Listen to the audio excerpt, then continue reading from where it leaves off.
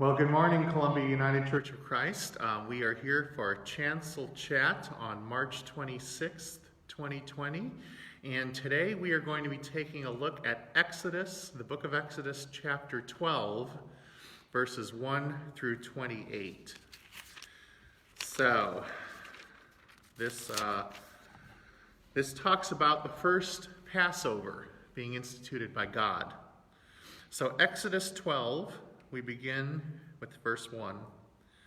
The Lord said to Moses and Aaron in the land of Egypt, "This month shall mark for you the beginning of months. It shall be the first month of the year for you. Tell the whole congregation of Israel that on the 10th of this month they are to take a lamb for each family, a lamb for each household. If a household is too small for a whole lamb, it shall join its closest neighbor in obtaining one. The lamb shall be divided among the number of people who eat it. Your lamb should be without blemish, a year-old male. You may take it from the sheep or from the goats. You shall keep it until the 14th day of the month. Then the whole assembled congregation of Israel shall slaughter it at twilight. They shall take some of the blood and put it on the two doorposts and on the lintel of the houses in which they eat it. They shall eat the lamb that same night. They shall eat it roasted over the fire with unleavened bread and bitter herbs. Do not eat any of it raw or boiled in water, but roasted over the fire, with its head, legs, and inner organs. You shall let none of it remain until morning. Let anything that remains until morning you shall burn. And this is how you shall eat it: your loins girded, your sandals on your feet, and your staff in your hand. And you shall eat it hurriedly. It is the Passover of the Lord. For I will pass through the land of Egypt that night, and I will strike down every firstborn in the land of Egypt, both human beings and animals. On all the gods of Egypt I will execute judgments. I am the Lord. The blood shall be a sign for you on the houses where you live. When I see the blood, I will pass over you, and no plague shall destroy you when I strike the land of Egypt." And then in verse 14, it continues, "This day shall be a day of remembrance for you. You shall celebrate it as a festival to the Lord. Throughout your generations you shall observe it as a perpetual ordinance. 7 days you shall eat unleavened bread. On the first day you shall remove leaven from your houses, for whoever eats leavened bread from the first day until the 7th day shall be cut off from Israel. On the first day you shall hold a solemn assembly, and on the 7th day you shall hold a solemn assembly. No work shall be done on those days, only what everyone must eat. That alone may be prepared by you. You shall observe the festival of unleavened bread, for on this very day I brought your companies out of the land of Egypt. You shall observe this day throughout your generations as a perpetual ordinance. In that first month, from the evening of the 14th day until the evening of the 21st day, you shall eat unleavened bread. For 7 days no leaven shall be in your houses. For whoever eats what is leavened shall be cut off from the congregation of Israel, whether an alien or a native of the land." And we'll stop there. Verse 21, Then Moses called the elders of Israel and said to them, "Go select lambs for your family and slaughter the Passover lamb," and goes on to give instructions. The Israelites went and did just as the Lord had commanded Moses and Aaron. So we've been reading the book of Exodus this week, starting with Exodus 1. And in that first chapter of Exodus, we picked up where Genesis 50 left off, with the 12 sons of Jacob living lives of privilege in Egypt, guests of the Pharaoh. Jacob's son Joseph had become an advisor to the Pharaoh, and in a time of famine had invited his entire extended family to live in the palace with him, 70 people in all. And then we jump ahead 400 years or so to Exodus 1. In that time, the Israelites had become numerous, so much so that they threatened the prejudices of the current Pharaoh. Over time, he took away many of their liberties.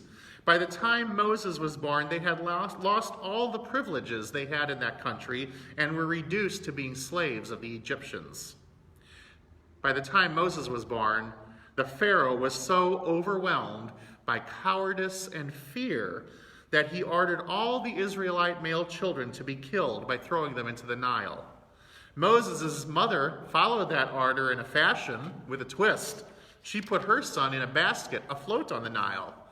It should be especially noted here that in Hebrew, the word used in Exodus 2, chapter 2, verse 3, for the basket in which Moses' mother placed him is the same word used for the ark of salvation we hear about with Noah in Genesis 6.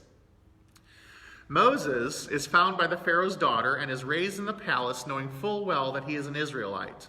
One day, observing an Egyptian overseer beating one of his fellow Israelites, Moses killed the overseer and hid his body. Fearing reprisal, Moses fled to the wilderness where he embraced his Hebrew heritage and found work with one of his kinfolk. He got married and had children and planned to live out his days working as a shepherd, surrounded by his family. Then in our reading yesterday, God spoke to Moses from a burning bush. God put a charge to Moses to go to Pharaoh and command Pharaoh to let the people of Israel go. Furthermore, God tells Moses that God will lead the people to a land flowing with milk and honey. Moses, after some arguing with God, agrees to follow through, and he goes back to Egypt and enlists the aid of his brother, Aaron. So today, in our reading from Exodus 12, a lot has happened since yesterday when we left off in Exodus 3. Moses returns to Egypt where he and Aaron begin a campaign among the Hebrew people to speak of salvation, of God's miraculous power and God's preference for them in the midst of their oppression. After their campaign was over and the people of Israel were stirred up, Moses and Aaron went to Pharaoh in Exodus 5 and commanded him to let the people of Israel go. Pharaoh refused and instead intensified the oppression on the Hebrew people. He increased their workload with no recompense. Their situation worsened before getting better. And then came the plagues. Chapters 7 through 12 of Exodus talk about the plagues that fell upon Egypt because they did not heed God's demand for equality of all of God's children. Which brings us to the reading for today, Exodus 12. This is the story of the first Passover. Passover is the most important holiday in the Jewish tradition, just as Easter is the most important holiday in the Christian tradition. The Passover celebration in the Jewish tradition remembers this entire story from Exodus, with elements that bring to mind all that God has done for the people of Israel through Moses. The Passover celebration in the Jewish tradition includes a Seder, a symbolic meal eaten with precision and liturgy, each element of the meal representing an element of the story we just glossed over. But the Passover celebration is not something that humanity came up with.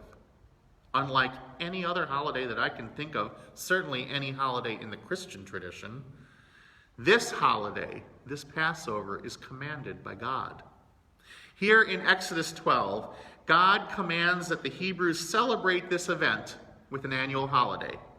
God gives them the details about what to do to celebrate this holiday, and God says, "This day shall be a day of remembrance for you. You shall celebrate it as a festival to the Lord.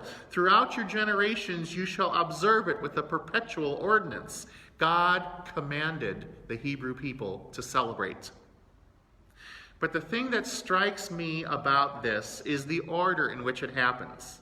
God commands the people of Israel to celebrate, and God tells them in lengthy discourse here how they will celebrate it, even what they will eat and how.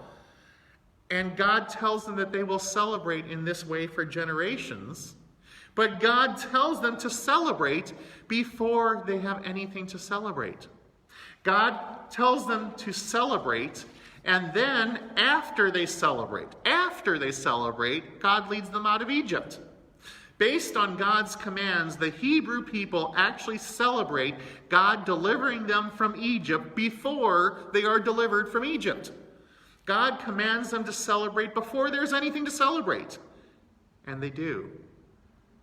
This is an example of faith, of great faith. Moses and Aaron must have done a fantastic job of campaigning to the Hebrew people in Exodus 4 because their faith had been strengthened to such a degree that they were willing to celebrate before there was anything to celebrate. They would faithfully trust in God's provision enough to celebrate it even before they received God's provision. This is an especially important lesson to us today. We are in the midst of a time in our world when some may question whether God has abandoned us. We are in the midst of a time when we may feel like the Egyptians felt when plague was upon them, when plague is upon us, and so many of our loved ones are ill or dying. I even had someone the other day try to compare the times we are in to the times of the Egyptian plagues, telling me, well, I heard on the news about a swarm of locusts in Oklahoma the other day. So coupling with the coronavirus, are we repeating that pattern? Well, friends, this is not the time of Egyptian plagues, and it's not any sort of end times scenario. This is simply a time that is part of the fragility of human existence, and we will weather through it. But what about our faith? In these times, it is important that we have the faith of the Israelites, as in their individual homes, they celebrated that first Passover feast. Each family gathered in their separate homes and practiced the rites and rituals God commanded, reciting a liturgy celebrating God's liberating power without having seen it yet. Confident that they would see it, God's liberating power realized in their situation.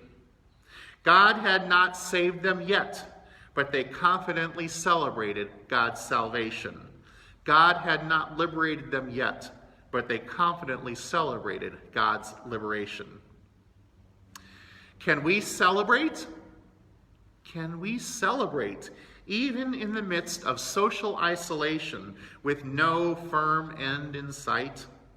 God is working miracles in us and through us, even in the midst of this global pandemic. Let all of God's people celebrate God's goodness and God's grace. Let us pray.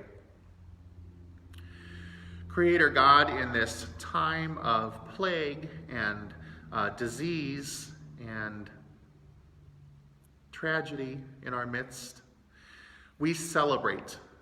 We celebrate your salvation. We celebrate your liberating power. We celebrate knowing in faith that you will deliver us even from this. Help us, dear God, to be strong in our faith, to be strong in the way we present ourselves in the world, to be comforting to others, to remember in our interactions with people that we are Christians and to behave in such ways. Help us, dear God, to have strong faith in you, and help us, dear God, to celebrate. Amen. And may the peace of God be with you as you go into the world and celebrate God's presence. Amen.